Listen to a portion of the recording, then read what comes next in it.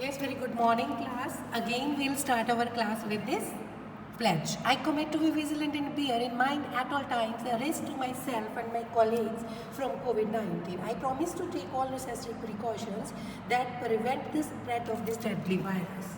I promise to follow and encourage others to follow the key COVID appropriate behaviors, to always wear a mask, face cover, especially when in public places, to maintain a minimum distance of 6 feet from others, to wash my hands frequently and thoroughly with soap and water. Together we will win this fight against COVID-19. Yes, class, we were doing civics chapter 12, the Constitution of India. We have already discussed meaning of the Constitution, Constituent Assembly, after that meaning of the preamble, nature of the state. Today we will discuss nature of the state. It means कि हमारी जो state है उसकी nature कैसी है I have told you to discuss these words in next class. So today I will discuss all these words. What is mean by sovereign, socialist, secular, democratic and republican country. So come to the first point. Indian state is a sovereign state. ठीक है. The Indian state is a sovereign state, which means that it is an independent country and is governed by its own people. It is and will remain entirely free of any political control of any foreign state. No external power can exercise any interference or control in the internal and external affairs of our country. तो sovereign state का means क्या है कि जो हमारी Indian state है वो एक sovereign state है. इसका means क्या हुआ कि हमारी जो कंट्री है, ठीक है, वो इंडिपेंडेंट कंट्री है और हमारी जो कंट्री है वो हमारे द्वारा इलेक्टेड किए हुए लोगों के द्वारा ही चलाई जाती है.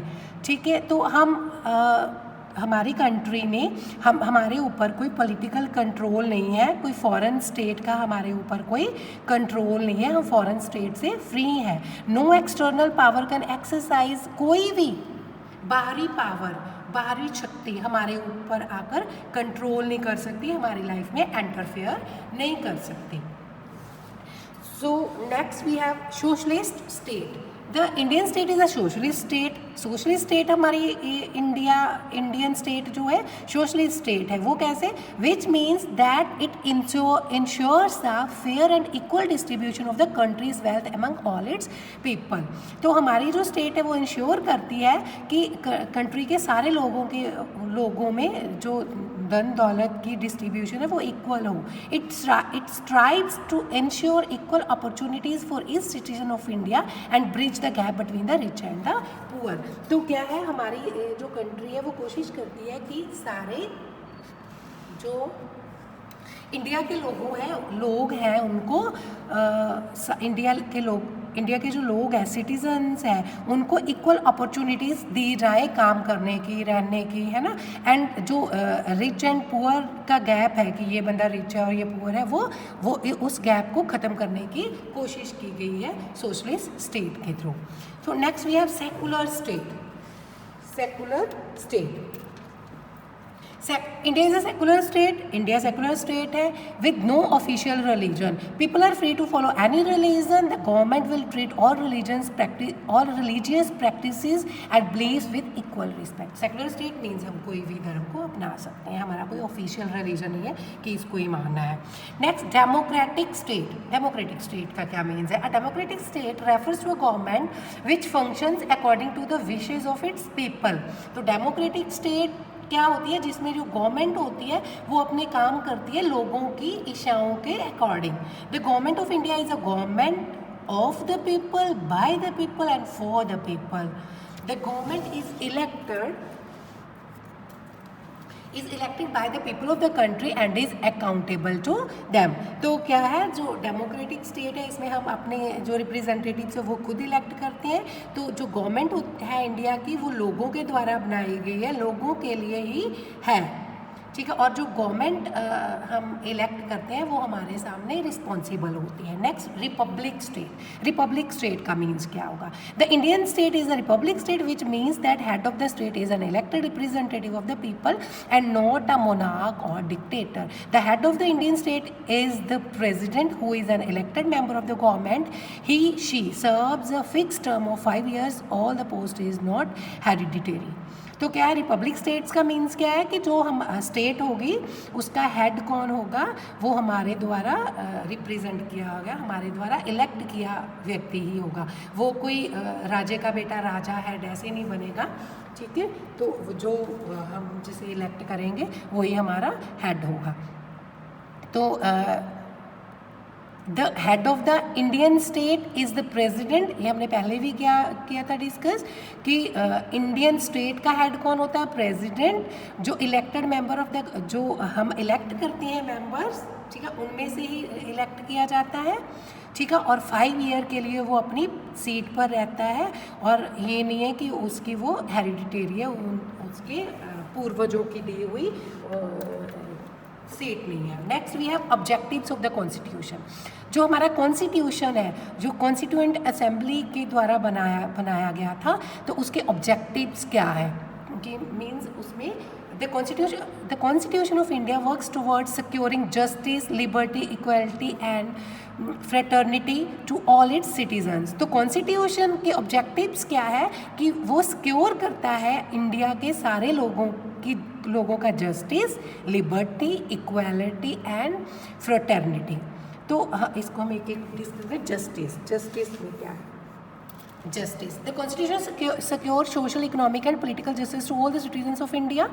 तो जो कॉन्स्टिट्यूशन है उसमें लिखा गया है, सिक्योर रखा गया है social, economic and political justice को सारे सिटीजन्स के लिए। Sorry, social justice means abolition of inequality and provision of equal opportunities to all for developing themselves। तो क्या है जस्टिस का मीन्स क्या है कि सारे जो लोग हैं उनको डिवेल्प करने की इक्वल चांसेस देना। It means conferring an equal status to every individual irrespective of the caste, creed, religion, race, sex, wealth and social status. Thus the Indian Constitution aims at building a society based on social justice। means social justice का means है कि जो citizens हो गए India के, country के, हमारे के, वो सारे रिलीजन में, मनी वाइज, कास्ट वाइज, ठीक है, उनका धर्म क्या है, सेक्स क्या है, सब हर एक चीज़ से वो इक्वल होंगे, उन्हें इक्वल जस्टिस मिलेगा। ये नहीं है कि जिसके पास वेल्थ है उसको जस्टिस, उसके लिए जस्टिस कुछ और बोले, और जिनके पास वेल्थ नहीं है उनके लिए जस्टिस कुछ और बोले। मीन जस्टिस सबके लिए एक होगा, कोई caste, creed, religion, race, sex, wealth, इस पर बेसिस नहीं होगा justice. Next we have liberty. People of India have the liberty and freedom of speech, thought and expressions. They are also free to follow their individual faiths and beliefs.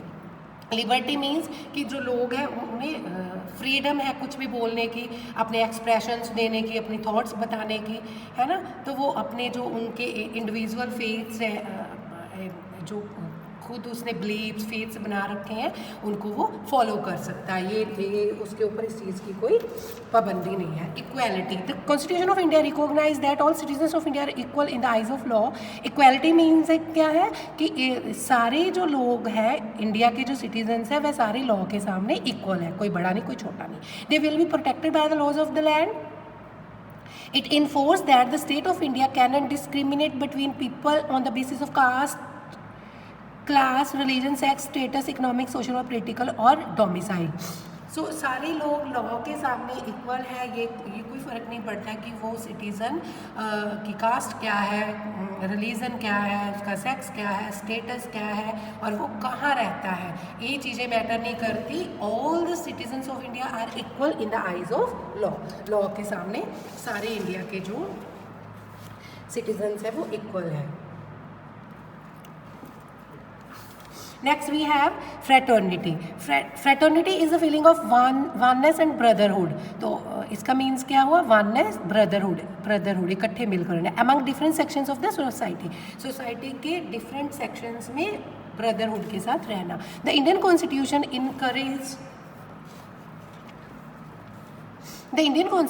encourages the feelings of love and respect towards all the citizens of India. It aims at eradication of social barriers between the citizens and inculcation of mutual trust and harmony to enhance the development of the country. The Constitution of India works towards the realization of the objectives mentioned in the preamble. To accomplish its goals, the Government of India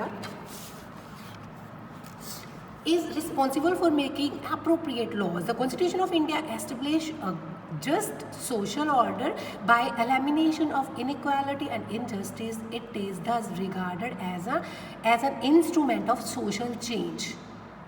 It regarded as an instrument of social change.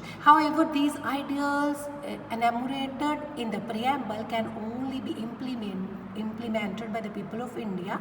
Hence, we must vote to strive towards securing the justice, liberty, equality and fraternity for the people of our country. We must give our best to become ideal citizen of the country. तो fraternity में क्या है कि वो हमें brotherhood की feeling और एक होने की फीलिंग है। जो कॉन्स्टिट्यूशन ऑफ इंडिया का है वो हमें रियलाइज़ कराता है जो सारे प्रीएम्बल में ऑब्जेक्टिव्स लिखे हुए हैं।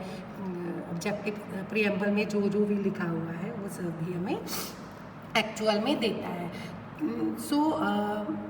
The government of India is responsible for making appropriate laws. तो इन गोल्स को अचीव करने के लिए जो जस्टिस, लिबर्टी, इक्वालिटी, फ्रेटर्निटी इसको गोल्स को अचीव करने के लिए जो गवर्नमेंट ऑफ इंडिया है वो रिस्पॉन्सिबल है, ठीक है। लॉज बनाने के लिए भी वो रिस्पॉन्सिबल है। तो we must give our best to become ideal citizen of the country. तो हमें अपनी कंट्री के बेस्ट सिटीजन, आइडियल सिटीजन, अच्छे सिटीजन बनने के लिए इन सारे जो ऑब्जेक्टिव्स हैं इनको फॉलो करना चाहिए और हमें एक गुड सिटीजन बनना चाहिए, ठीक है। So our content is only up to this much. With this, goodbye to all of you.